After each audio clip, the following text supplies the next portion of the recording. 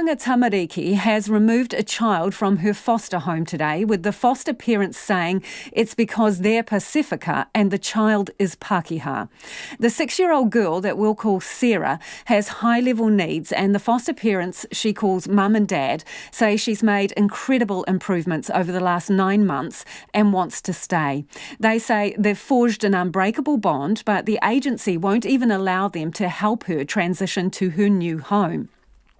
Oranga Tamariki disputes the family's version of events, and when the arrangement began last year, they allegedly told the foster mother the child was racist. But the foster mother says it's Oranga Tamariki that's racist, as the only explanation she's been given is the cultural issues have prompted the separation. Alex Perrottet and cameraman Nick Monroe were there early this morning when the child was controversially uplifted. It's dark, it's cold, it's foggy.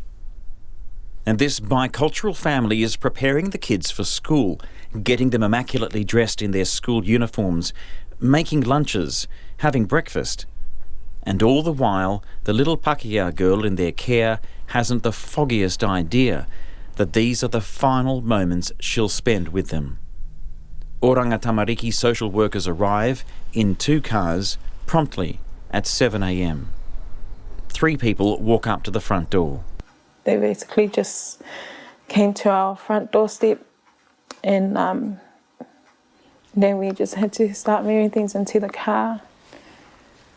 It didn't even last long.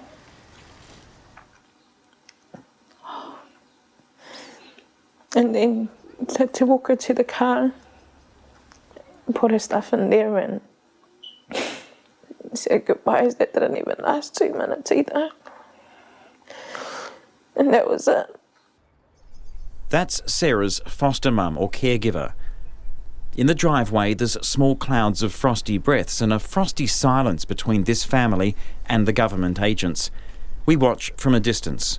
Small words whispered here and there as bags and boxes full of clothes and toys that they've bought the 6-year-old over the past year are loaded into the cars.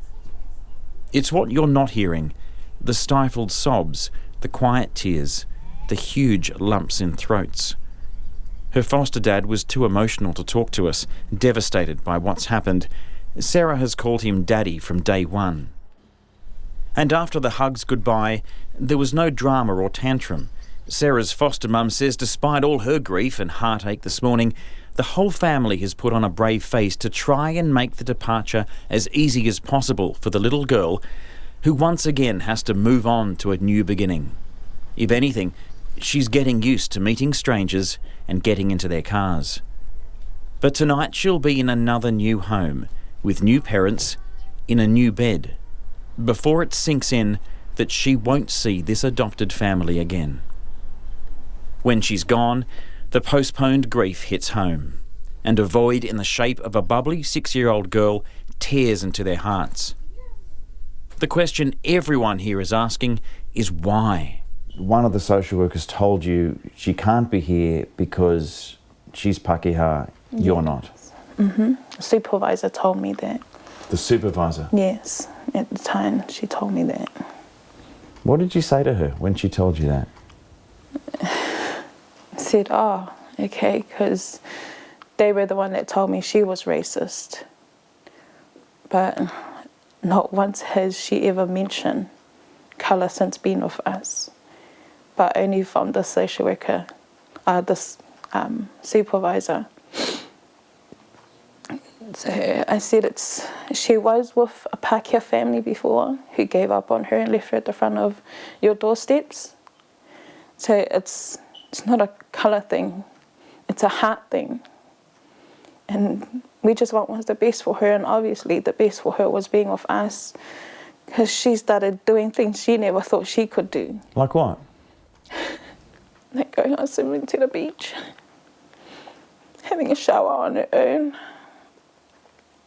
basic things like brushing her teeth. And these are things she didn't do before? She was very fearful girl. And that's because she wasn't given opportunities to go out and explore. Where we have other children, and we've always found that children learn through experience. And so we always made it that every Saturday we will go out and do something, whether it's a walk in the park, going for ice cream, going to different places together as a family. And she'll always say, oh, this is my first time doing this, this is my first time doing that. Even when we gave her a surprise pool party for her birthday, she said she's never had a birthday before. So I got my sister to bake her a cake and my other sisters to come in. We went to a barbecue and she was shocked just how confident she was, and she was telling her sister like how she can swim now, she can go into the water without having to have us there, and that she could go down a slide, and all of that she couldn't do before.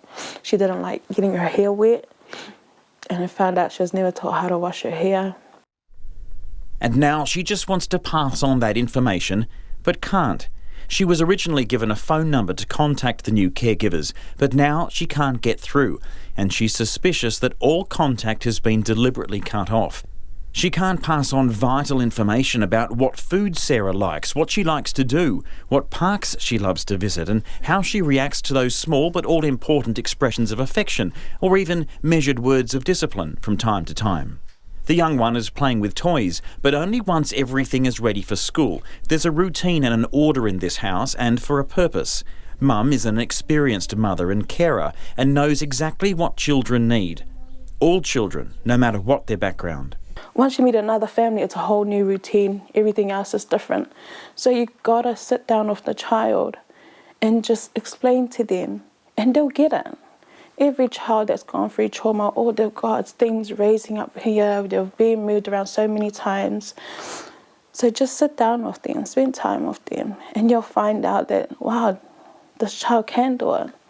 And all that expertise? Well, to Oranga Tamariki it seems to count for nothing. Take it because I'm not European. Because that's what they said to me before. And then they used it again after, but it was in a better term. It's a cultural thing. It's a cultural thing. Yeah. So, and that's it. It's not, it's a heart thing.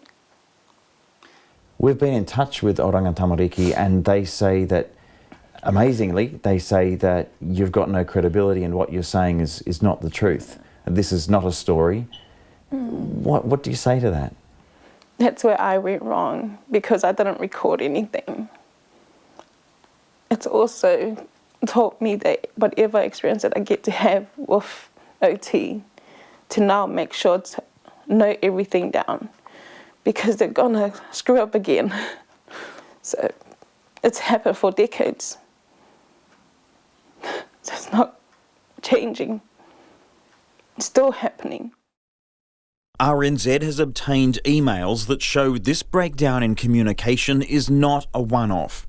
Emails between Oranga Tamariki and another caregiver reveal critical feedback and overhanded responses. One caregiver complains, "It is not a very professional or polite way of doing things. Can someone with a bit of professionalism tell us what is going on?" Another email has a supervisor reacting to that, telling a caseworker, "I would advise you not to have them attend any of the meetings between new caregivers. I would use their comment at the bottom of their email below to not have them involved." Sarah's foster mum says the couple applied to be her permanent foster parents with the support of the 6-year-old's biological mother and grandmother. Sarah herself also wanted to stay. And Sarah's foster mum says it's not about her, but the children. She told me that I couldn't let her go.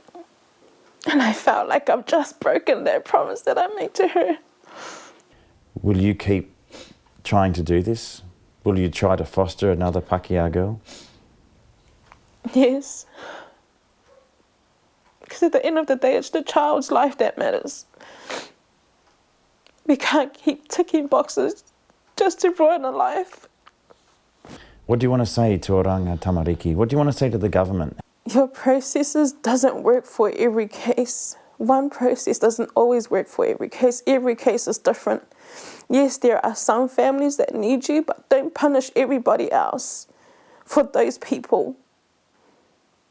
so many families that are hurting during this, especially children, and you're meant to be protecting our children. And that's Sarah's now former foster mum talking to Alex Perrottet. We did approach Oranga Tamariki today, but the agency declined Checkpoint's request for an interview. And the Minister for Children, Tracy Martin, has also declined our interview request, saying it is an operational matter. But in the last couple of minutes, we have this statement in from Oranga Tamariki. It is from Glynis Sandland, who's the Deputy Chief Executive Services for Children and Families North. And in part, the statement says, there are many reasons why children may have to move between caregivers. The needs of the child or circumstances of the caregiver can also change. New opportunities to re-establish the child within their whānau of birth might become apparent, or there may be decisions made about the child's care through processes such as family group conferences or the family court. It goes on to say it is also important that any changes in care arrangements are responsive to the needs of the child, well planned, and that wherever possible the child or young person, their family or whānau, and both the leaving and receiving homes are involved in the planning. Oranga Tamariki sees it as important to keep children with whānau if at all possible. Children need support to maintain their culture and identity as a core part of their well-being. The child may be moved to a longer-term living arrangement such as permanent care with wider whānau or where a sibling is already being cared for. They go on to say, we understand just how wrenching this is for the transitional caregivers who have naturally grown to love this child. It is not something that can be easily put into words, and we can only offer our caregivers support as they work through it. We have also been looking into what was discussed with the caregivers. There were conversations about the new care arrangement, the difference between transitional and home for life care, about culture and identity, and about family ties, which we would have for children of any ethnicity. These were entirely appropriate social work conversations. We have not found any evidence of a conversation about not being able to look after the children because of race. And that is a statement from Oranga Tamariki.